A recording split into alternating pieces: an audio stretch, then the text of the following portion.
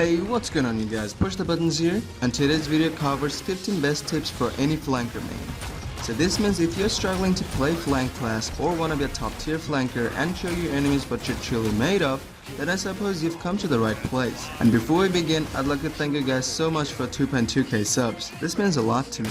And I'll be posting more of my daily gameplays and guides for you guys. So if you guys haven't smashed that sub and like button already, don't forget to do that. Now without any further ado, let's jump straight to the guide.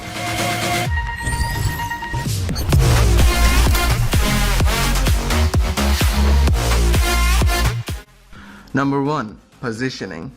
Now it doesn't matter what flanker you play, keep on changing your positions, cause that's how you're gonna stay unpredictable, and this will also help you to wipe out your enemy team before they can figure out where you are. Now what is positioning? Well, shortly it means not staying in one place. By that I mean constantly moving and changing your self-location so that it becomes harder for your enemies to detect you and aim at you. Also, don't hover around to random places. Try to move to a one suitable and advantageous position to another. For example, in Serpent Beach, if you're playing Androxus, you can safely dash in the high grounds and lower grounds whenever needed. Also, you can hide in the enemy high grounds as well and try to eliminate somebody out of surprise and then quickly come back. Now this might sound a little bit complicated, but trust me, all will become easy as pie the more you practice and play. Number 2. Get a real good loadout. Don't copy it from anyone else, especially not from the leaderboards. Play your desired champion and figure out what slows you down, what's bothering you. For example, when I was playing Androxus, after a long while, for some reason I wasn't satisfied with the dashes. And also Androxus' movement was pretty slow, so I felt like even after dashing far away, I'm an easy target for sharp enemies. So I worked on my loadouts and made that unique loadout that only suits me, and now I feel much comfortable, and I highly suggest you guys do the same.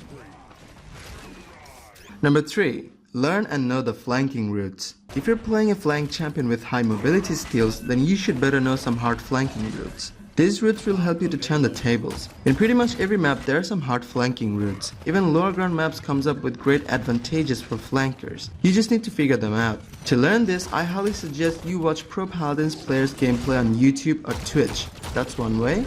Or you could figure them out by yourself. You just need to put some more time and patience in your matches. That's all. 15.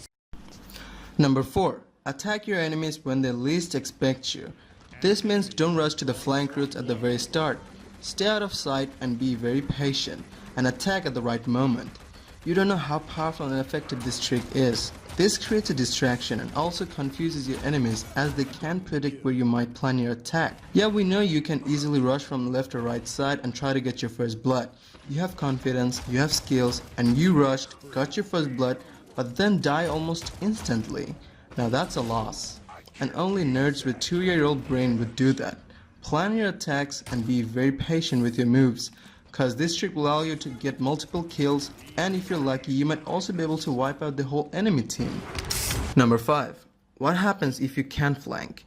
Say the enemy team formation is very impenetrable, or the enemy team is running too much firepower and you can't find a way to sneak through. Then in that case, act as a damage champion. Stay with your team and guard the enemy team flank routes and also your backline, just in case if someone tries to flank. This will allow your team to keep pressure on the enemy team also since you're guarding the flank route, so even if someone tries to flank your teammates, you can easily butt in. Now back to the damage part. As soon as you see your team kill someone and the enemy team is now 4v5 situation with your team, try to look for an opening. This is your chance. But if you're unlucky and someone of your team member had died instead and the enemy team is pushing, then simply retreat. Try to look for a better plan. Number 6. As a flanker, don't prioritize tanks. Now I see a lot of people while playing Maeve, Puck or Xin, they mostly go for the tanks first. Dudes, don't do that. I know these flankers got high damage capabilities and they can melt down tanks real fast, but trust me, killing tanks isn't your job. We got the damage class for that. And you might be wondering, killing a tank does create some space and it does give a clean opening. What are you talking about? Well, think there is a Pro Shaolin or a Strix or a Cassie or a Lian at the enemy backline. Then chances are you'll die almost instantly if you aim for the tanks. And once you're dead, the enemy team will push through and wipe out your whole team until you're waiting for your spawn. Cause your death already created a 4v5 situation and a big opening. Cause now the enemy team can deal damage and go off position at ease cause there is no flank around to buzz them.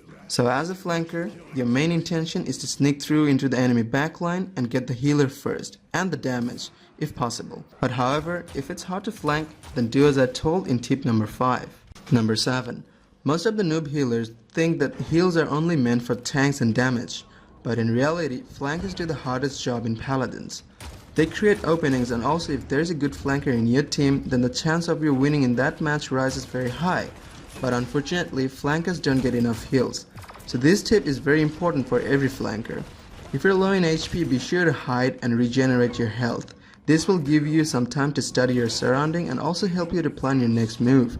Another tip, if you're struggling with heals, then get killed heals, as it's effective because you'll also get heals even if your team assists and kills your target for you.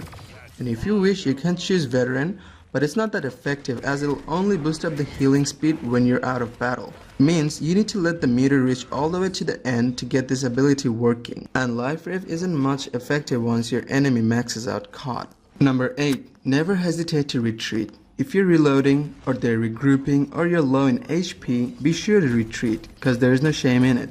And this keeps the pressure in your enemies' heads, cause they know you're out there, and you can strike anytime if they make a wrong move or they're off guard. So this is an annoying situation for them, and you know how it is. The more pressure you put on your enemies, the better. Number 9. This is a very important tip. Probably the best tip for any Paladins player out there at the moment. Get out of your tunnel vision. Seriously dude. Don't shoot Janus just cause he's weak and you can kill him. But you never realize there's a Bomb King standing right next to him, and you're so busy watching Janus' lovely Hoga hovering around in the air and not realizing he and BK can easily team up and kill you in a blink. Honestly, I can think of 1,000 examples of people dying like a brainless moron just cause they got their vision set in one direction. Seriously, give me a break. Now from number 10 to 14, these are quick tips, but don't underestimate them because they play a huge role on your success rate as a flanker. Starting at number 10, don't chase enemies that has literally 1 HP or 1 shot, whatever you call it. It's a big mistake, and also it's a very sensible way to prove that you sir got no brain and can't think of nothing but killing. Seriously, don't do this. Cause the enemy team who's running away with low HP will probably regroup with his teammates, or he might set up an ambush. You'll never know. The only safest way to chase someone who's got low HP is when most of his teammates are eliminated. How to see that? Well, enable this and keep a constant eye on the enemy status. It helps a lot. Number 11. Dismount enemy team after wiping them out completely. Don't go too far, and don't expect to dismount them right away after getting out from spawn, cause that's always risky. And your foul choice might give your entire enemy team a big opening, so be wise. Just dismount them. It'll buy you guys a lot of time. Number 12. Use emotes to see your surroundings. Call it a dick move, but everything is fair in love and war. And therefore, since emoting is a part of a game, so this trick is completely legal. Just emote and see enemy position and strike at the right time. Also, you can use your horse to see the environment better around you in third person mode. It's really effective, trust me. Number 13. Use the elements of your environment, such as big ass statues, boxes, pillars as covers, or even the pillar is a good cover. You just have to put your trust in it. The worst thing about most hero shooter games is none of the characters knows how to take a freaking cover. So you gotta work this thing out on your own. Just keep in mind Kinesa can still see your freaking horns and shoot while you're in cover. Number 14. Learn VGS guys. VGS is a lot of fun, and I won't lie, I spam VGS a lot. Like a hell freaking lot, but VGS is a game changer. If you spam the right VGS at the right moment, your team could react and tackle the situation. Who knows, you might end up saving your whole team with a simple VGS dialogue. So it's a very useful tool, especially for the flankers, as they encounter enemies fast in the start of a match. Number 15. Now this one should be at the very top, but I figured this might trigger a lot of you guys, or even make you tilted. But I had no choice, so I had to put this up anyways, and that is, get better at your aims. It's obvious, the better you can aim and hit critical shots, the more dangerous you are. That's how it is. Practice daily at your training ground, you can call it your gym too, and find your suitable sensitivity, and just keep on practicing. Trust me, if you just put 10 to 12 minutes in it daily, you'll reach to a whole new level fast. Now before signing out, here's some bonus tips. While in the lobby, warm up a little bit. It helps a lot. If you find Paladins graphics annoying like me, Like for me, I find it really gloomy at ultra, and I really hate it. It makes my eyes pop out of my skull. So I follow these settings to keep the game graphics look vibrant and sharp.